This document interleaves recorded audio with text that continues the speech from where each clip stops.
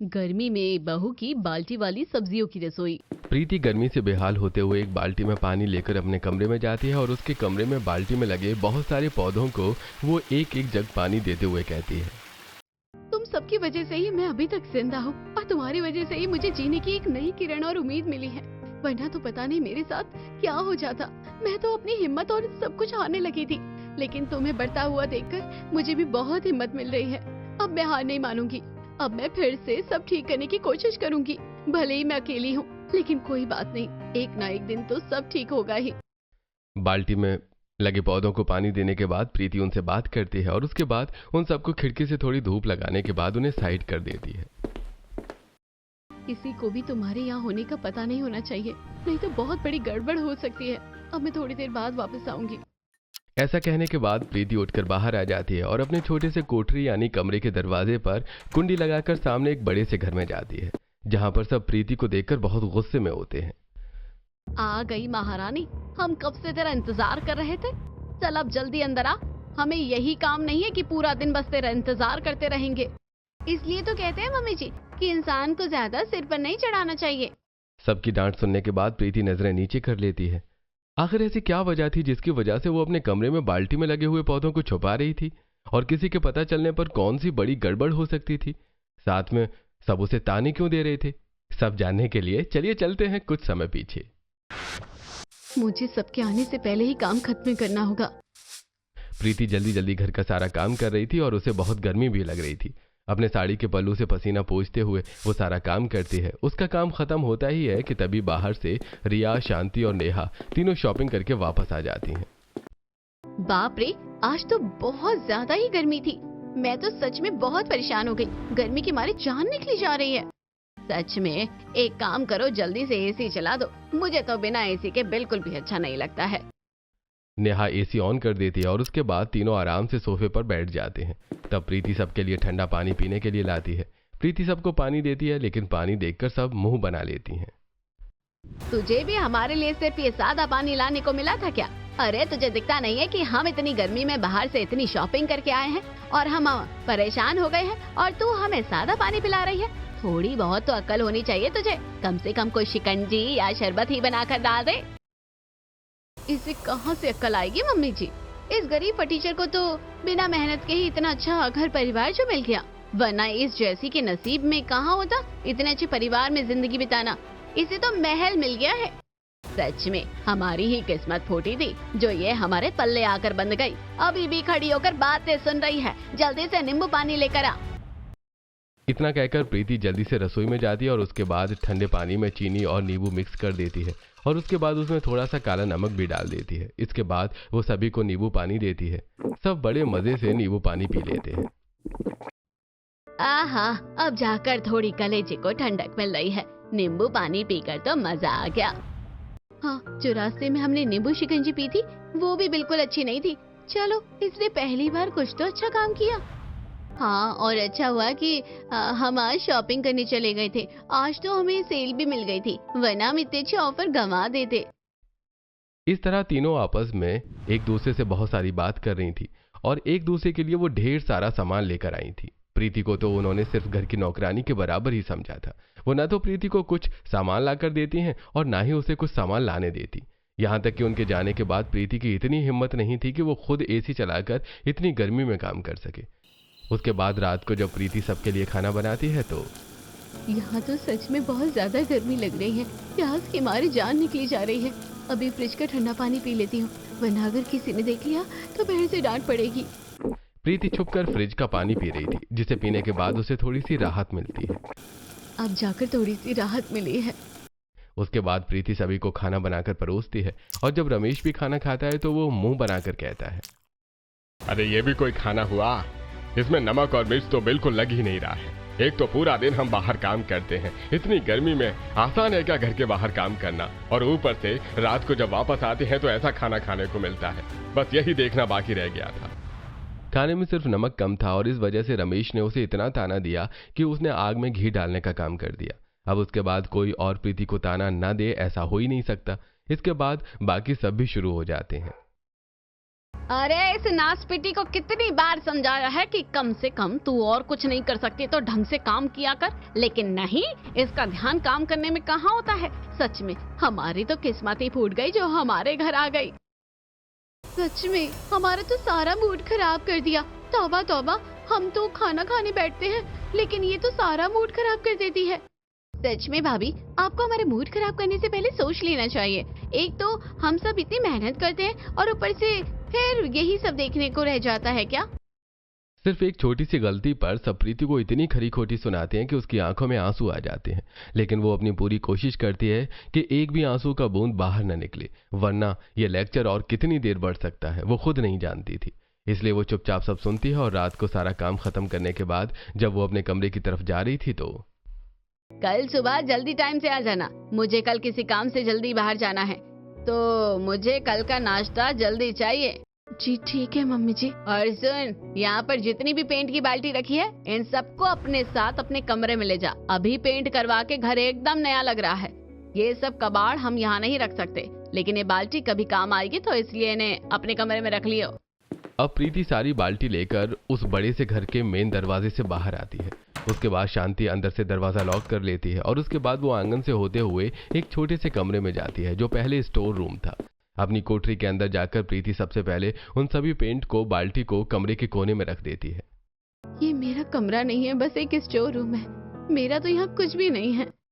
अब प्रीति अपने लिए खाना बनाने के लिए आटा तैयार करती है, लेकिन सिर्फ 2 रोटी का ही आटा बचा था। आज तो मुझे बहुत ज्यादा भूख लगी है। दिन में भी कुछ खाने का टाइम ही नहीं मिला। 2 रोटी में तो मेरा काम बिल्कुल नहीं चलेगा। कल कहना होगा कि राशन खत्म हो गया है। इस तरह प्रीति खुद से सोचते हुए 2 रोटी बना लेती है और पानी के साथ ही सूखी रोटी खा रही थी। एक तो यहाँ पर इतनी गर्मी है, पंखे के अलावा और कुछ भी नहीं है। मैं तो बहुत परेशान हो रही हूँ, ऊपर से भूख भी नहीं मिटी है। बिना सब्जी की रोटी खाना बहुत मुश्किल है। हे भगवान, मेरे साथ जो ये सब हो रहा है आखिर कब ठीक होगा। लेकिन प्रीति के साथ ये सब क्या हो रहा था और क्यों हो रहा था? उसे इस तरह बिल्कुल अलग क्यों रखा जा रहा था? साथ में उसे उस घर में खाना नहीं खाने देते थे और ना ही सोने देते थे। वो तो अकेले बस अपनी कोठरी में रहती थी और गर्मी में भी वहीं पर अपना अलग अलग खाना बनाकर खाती थी। अगले दिन सुबह प्रीति जल्दी उठकर वहां जाकर फिर से गर्मी में काम करने लगती है। पहले सबको नाश्ता बनाकर देती है। सब मजे से खाना खा रहे थे। मम्मी जी, मेरा भी आटा खत्म हो गया है, आप आटा मंगवा देना। सुबह से कुछ नहीं खाया और कल भी ठीक से खाना नहीं खाया था, तो बहुत भूख लगी है। हाँ ठीक है, छोटी सी बात में भी समझ सकती हूँ। इतना लंबा चौड़ा बोलने की क्या जरूरत है? हम क्या तुझे भूखा रखते हैं? मंगवा दूंगी। और उसके बाद घर की साफ सफाई करती है। तब वो छत पर जाकर देखती है कि एक प्लास्टिक का गमला जो खराब हो गया है और टूट भी गया है। अरे ये गमला तो खराब हो गया है। आइडिया, मेरे कमरे में इतनी सारी प्लास्टिक की बाल्टी है।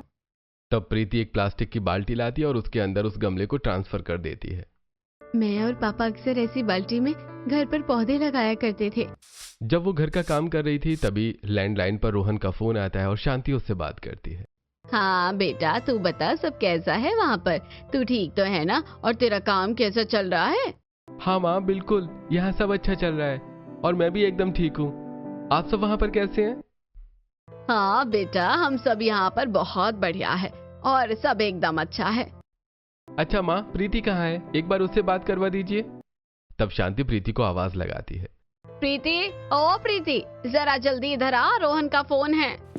यह बात सुनकर प्रीति रसोई से दौड़ी चली आती है और उसके आते ही शांति धीरे से मुंह बनाकर धीरे से फुसफुसा कर कहती है, याद रखियो, अगर रोहन को तूने कुछ भी कहा ना तो मुझसे बुरा कोई नहीं होगा।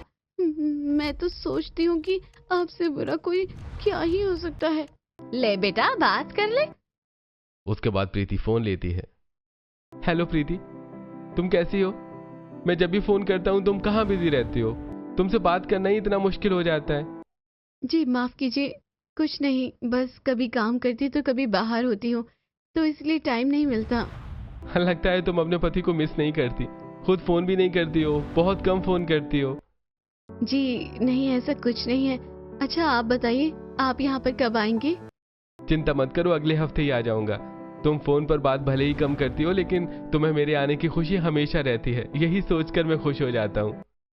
इस तरह रोहन प्रीति से बात कर रहा था, लेकिन शांति वहीं पर उसके सिर पर खड़ी होकर सारी बातें सुन रही थी, जिसकी वजह से प्रीति अक्सर अनकंफर्टेबल हो जाती थी और इसलिए वो जल्दी कॉल कट कर देती है।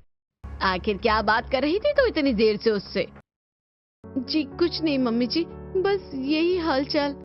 हाँ, अगर तूने कभी भी उसे कुछ बताने की कोशिश की ना तो याद रखियो, तेरा तो मैं ऐसा जीना हराम करूंगी कि तूने सोचा भी नहीं होगा। इतना कहकर शांति वहां से चली जाती है। पहले इतना जीना हराम किया हुआ है, मैंने तो इतना भी नहीं सोचा था, अब इससे ज्यादा क्या ही जीना हराम हो सकता है। इस तरह प्रीति निराश होकर वहां से चली जाती है और घर के सारे काम खत्म करने लगती है। प्रीति को बहुत भूख लग रही थी और शांति है कि उसके लिए आटा भी नहीं मंगवा रही थी। उसके बाद प्रीति शाम को बाजार जाती है और बाजार से सामान खरीद कर। भैया 2 किलो खीरे भी दे देना, साथ में 1 किलो नींबू और इसके साथ घिया और तोरी की सब्जी, साथ में आप थोड़ा सा ककड़ी और पुदीना भी तोल देना। जी ठीक है बहन जी, अभी कर देता हूँ। प्रीति को बहुत ज्यादा भूख लग रही थी और वो सब्जी को एक अलग निगाहों से देख रही थी। बहुत समय से उसने रोटी के साथ सब्जी नहीं खाई थी और वो सिर्फ सूखी रोटी खा रही थी। काश मैं भी सब्जी खा पाती तो कितना अच्छा होता, कितने दिनों से ठीक से खाना भी नहीं खाया। मन में ऐसा सोचकर प्रीति वहां से घर वापस आने लगती है और रास्ते में उसे उसकी पड़ोसन मिल जाती है। अरे प्रीति बेटा, तुम कैसी हो? बस आंटी जी, मैं कैसी हो सकती हूँ, सब ठीक ही है। क्या बात है बेटा, तुम्हारा मुंह इतना मुरझाया क्यों है? प्रीति बहुत परेशान थी और उसके चेहरे पर बहुत ज्यादा पसीने आ रहे थे। साड़ी के पल्लू से वो पसीने पहुंचती है और कुछ नहीं आंटी जी, गर्मी की वजह से बहुत हालत खराब हो रही है और ऊपर से सुबह से मैंने कुछ भी नहीं खाया है, इस वजह से चक्कर आ रहा है। ये बात सुनकर शीला को उस पर बहुत तरस आता है और वो परेशान होकर कहती है, अरे बेटा, ये तो बहुत गलत बात है। तुम एक काम करो, अभी इस वक्त मेरे साथ घर के अंदर चलो, मैंने खाना बनाया है, दोनों साथ में बैठकर खाएंगे। नहीं आंटी जी, आपको तो पता है ना, अगर थोड़ी सी भी देर हो जाएगी तो मम्मी जी पूरा घर सिर पर उठा लेंगी और अगर उन्हें गलती से भी पता चल गया तो मेरी तो नौबत आ जानी है। शीला बहुत बार प्रीति को चलने के लिए कहती है, लेकिन प्रीति साफ मना कर देती है। अच्छा बेटा, तुम मुझे बस 1 मिनट दो, तुम थोड़ा मेरे घर के अंदर आंगन में आ जाओ। इतना कहकर शीला जल्दी से घर के अंदर जाती है और अंदर से 2 केले निकाल कर लाती है और प्रीति को देती है। जल्दी से दोनों केले 1 मिनट में खा जाओ, इसे खाने में बिल्कुल देरी नहीं लगेगी, चल जल्दी कर और शुरू हो जा। प्रीति मना करना चाहती थी, लेकिन वो भी भूख से बहुत परेशान हो गई थी, इसलिए जल्दी से दोनों केले खा जाती है और खाते हुए कहती है, thank you so much aunty ji, आप तो हमेशा मेरे लिए सारी परेशानी हल कर देती हैं। अब मैं चलती हूँ। इतना कहकर प्रीति जल्दी से अपने घर वापस चली जाती है। वापस जाने के बाद शांति वहीं उसे सुनाने के लिए बैठी हुई थी। आ गई महारानी, इतनी देर से क्या कर रही थी, कहाँ थी? माफ कर दीजिए मम्मी जी, बाजार में बहुत भीड़ थी इसलिए थोड़ा सा टाइम लग गया। अच्छा ठीक है, छोड़ ये सब, जल्दी से जाकर अपना कमरा साफ कर ले, कल रोहन आने वाला है। ठीक है मम्मी जी, लेकिन आप मेरे लिए आटा मंगवा दीजिए, मुझे बहुत भूख लगी है, अब तो रात भी हो गई है। हाँ, तुझे तो बिल्कुल शांति नाम की चीज ही नहीं है, मंगवा रही हूँ। एक काम कर, अभी के लिए रसोई से 1 किलो आटा ले जाइयो। इसके बाद जाकर कहीं प्रीति की आंखों में चमक आती है। शांति भी इसलिए जल्दी मान गई क्योंकि कल उसका बेटा आने वाला है। अब प्रीति शाम को अपने और रोहन के कमरे की अच्छी से सफाई करती है और उसके बाद रात को सभी को खाना बनाकर दे देती है। फिर सारा काम खत्म करके वो आटा लेकर अपने कमरे में जाती है और वहां जाकर अपने लिए रोटी बनाती है। लेकिन बेचारी को आज भी गर्मी में सूखी रोटी ही खानी पड़ रही थी। यहाँ पर बहुत ज्यादा गर्मी लग रही है, मुझे तो नींद भी नहीं आ रही है। आखिर प्रीति के साथ ऐसा क्यों हो रहा था? अगले दिन रोहन आता है और उसे देखकर सब बहुत खुश होते हैं। अरे बेटा, तू आ गया, कितने दिनों बाद आया है, तेरे आने से तो घर में खुशी आ जाती है। प्रीति रोहन के लिए पानी लेकर आती है और रोहन नोटिस करता है कि प्रीति काफी कमजोर लग रही है। तब तो वो कुछ नहीं कहता, लेकिन शाम को वो अपने कमरे में, प्रीति क्या बात है, तुम इतनी ज्यादा कमजोर क्यों लग रही हो? कुछ बात है क्या? तुम्हारी तबीयत ठीक नहीं है? अजी नहीं, ऐसा कुछ भी नहीं है, मैं बिल्कुल ठीक हूँ। लेकिन तुम्हें देखकर लग तो नहीं रहा। कुछ नहीं, बस ऐसे ही गर्मी भी है और थोड़ा सा कुछ दिन पहले तबीयत भी खराब हो गई थी, इसलिए ऐसा हो रहा है, बाकी सब ठीक है, आप चिंता मत कीजिए। रोहन के आने के बाद तो प्रीति रोहन के साथ अपने कमरे में सोती है और आज वो बहुत दिनों बाद एसी में सो रही थी।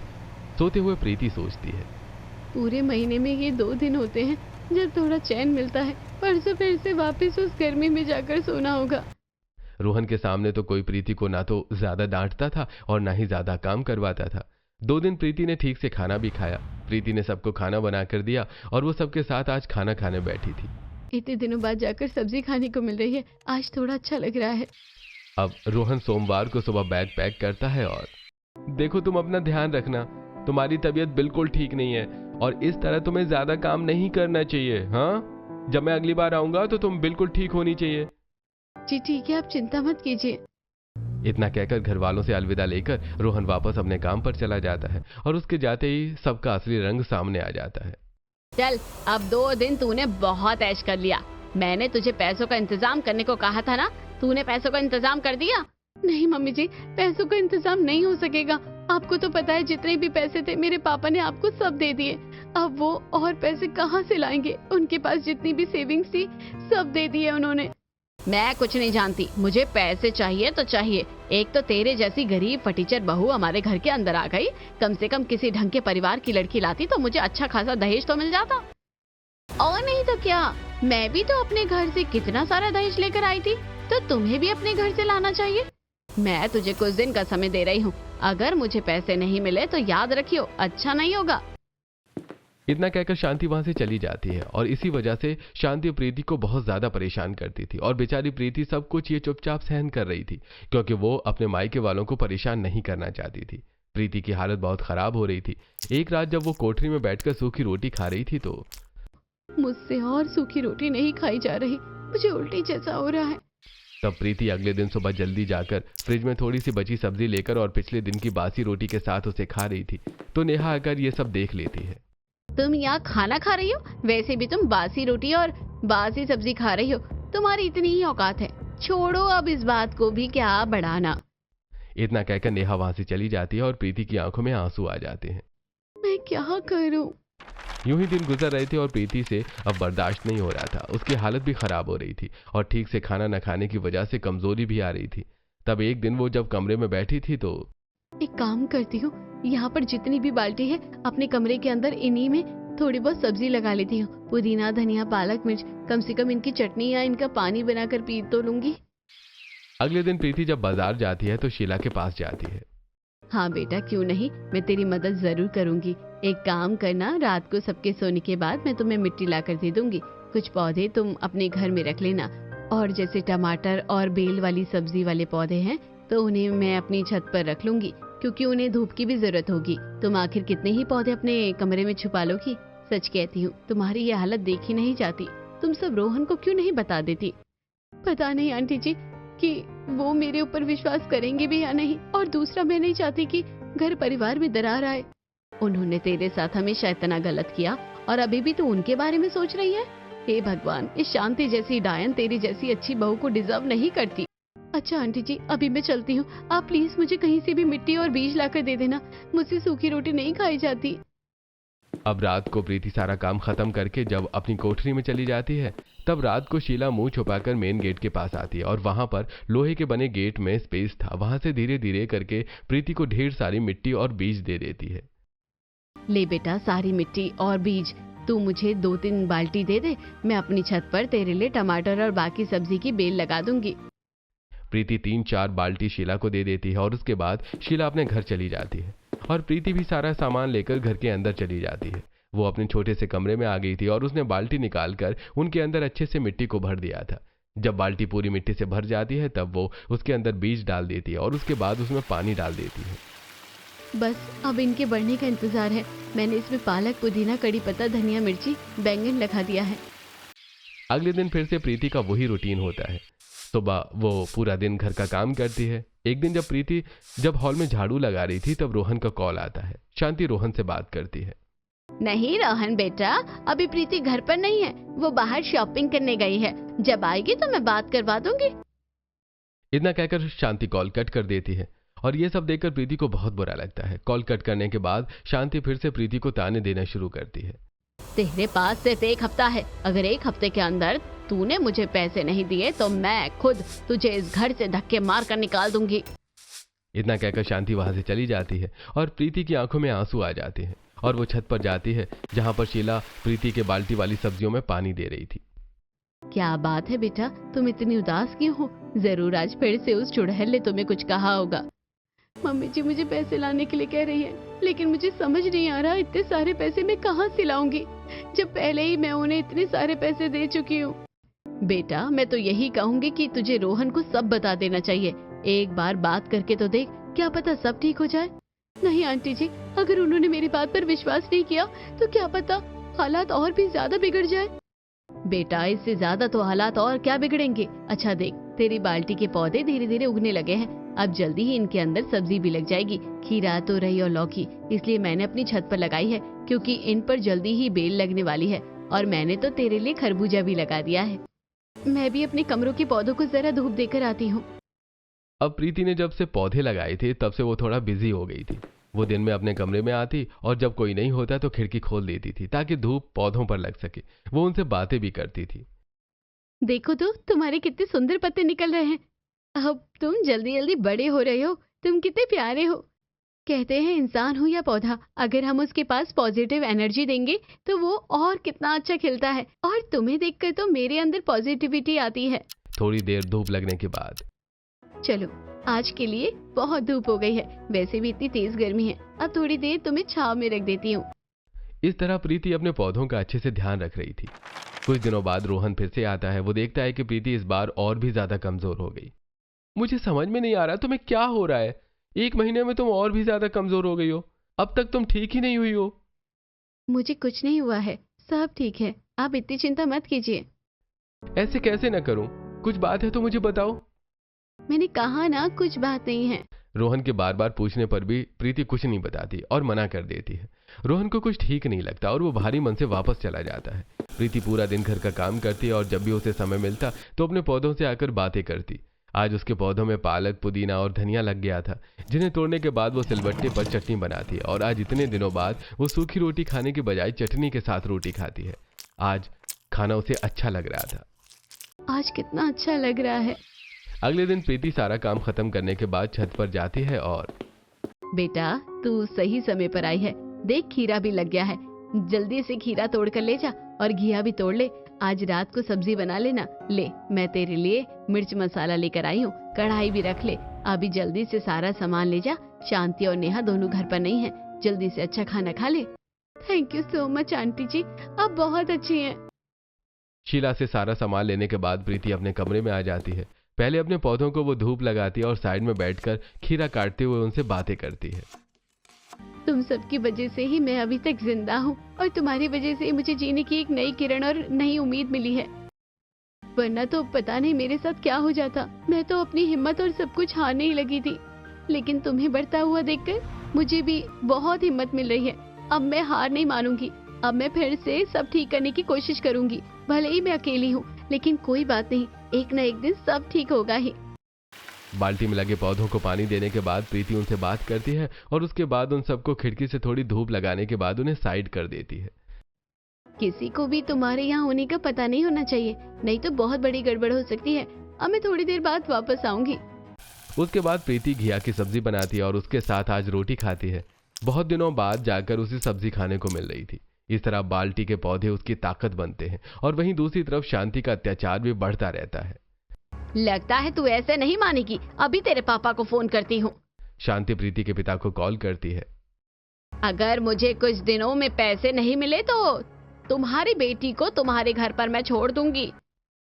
देखिए समधन जी, ऐसा मत कीजिए।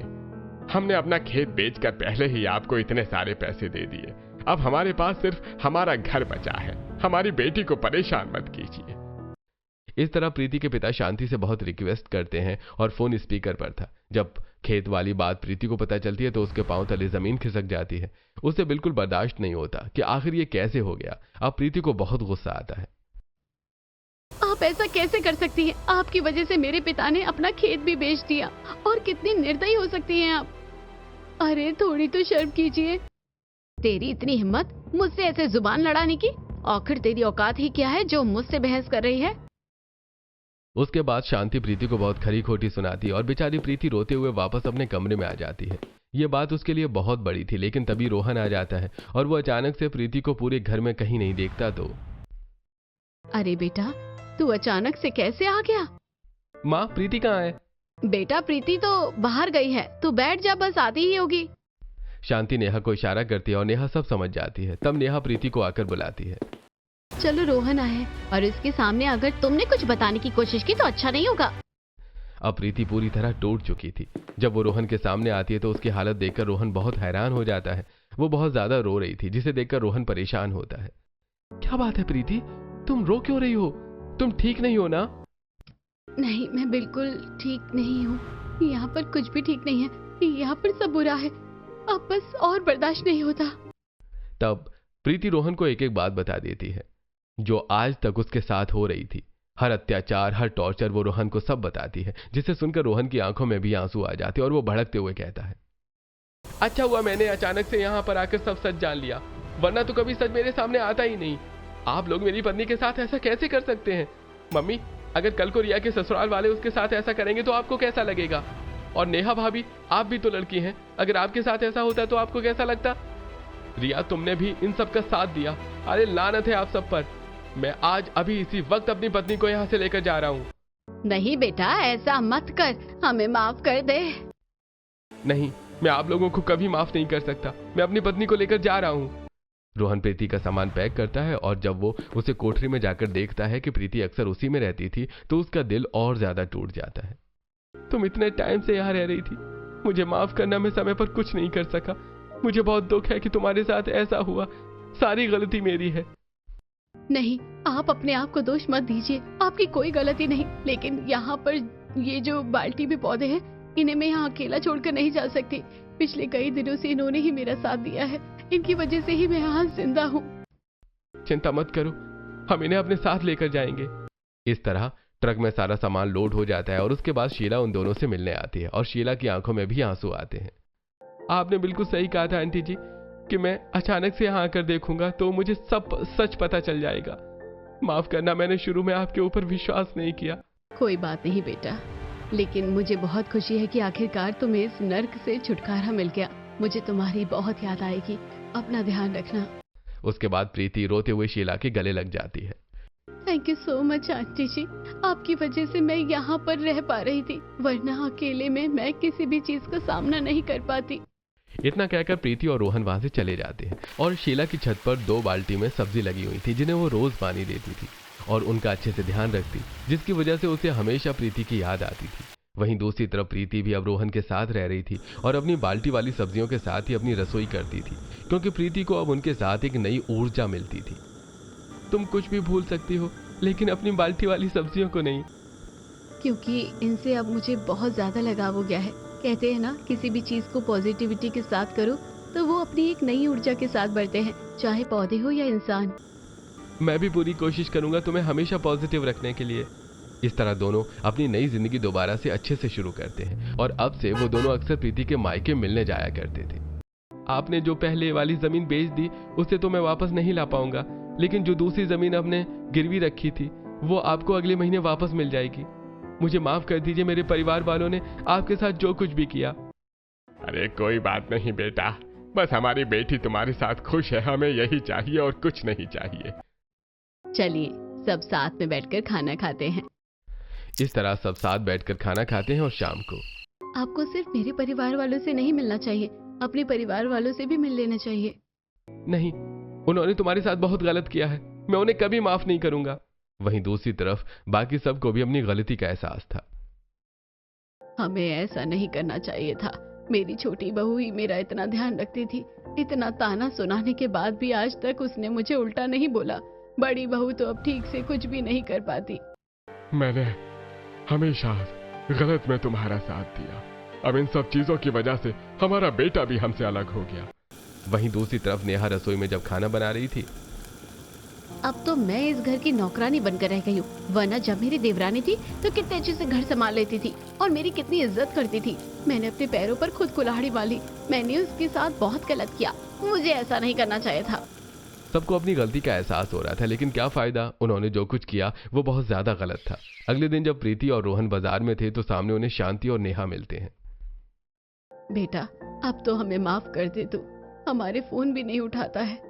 तूने तो हमें बिल्कुल अपनी जिंदगी से निकाल कर फेंक दिया, कृपया करके हमारे साथ ऐसा मत कर, घर वापस चल बेटा। हाँ प्रीति, हमें माफ कर दो, हमने तुम्हारे साथ बहुत गलत किया है। नहीं, मुझे ना तो आप लोगों से कोई बात करनी है और ना ही आप लोगों के साथ कहीं जाना है। मेरा आपसे कोई रिश्ता नहीं है। ऐसा मत कीजिए प्लीज, ये हमारा परिवार है, आपको इनसे सारे रिश्ते नाते नहीं तोड़ने चाहिए। ये सब देखने के बाद शांति और नेहा और भी ज्यादा शर्मिंदा हो जाते हैं और शांति की आंखों में आंसू आ जाते हैं कि उसने इतना बुरा किया, फिर भी प्रीति उनके बारे में ही बात कर रही थी। बेटा, हो सके तो हमें माफ कर देना और कभी घर वापस आ जाना। प्रीति ने कहा है, इसलिए बस कभी कभी मिलने आ जाऊंगा, लेकिन अपनी पत्नी को भी वहां नहीं छोड़ूंगा और खुद भी वहां नहीं रहूंगा। इतना कहकर रोहन प्रीति को वहां से लेकर चला जाता है और अब वो प्रीति को लेकर कभी कभी अपने परिवार से मिलने जाया करता था, लेकिन कहते हैं घाव भरने में समय तो लगता ही है।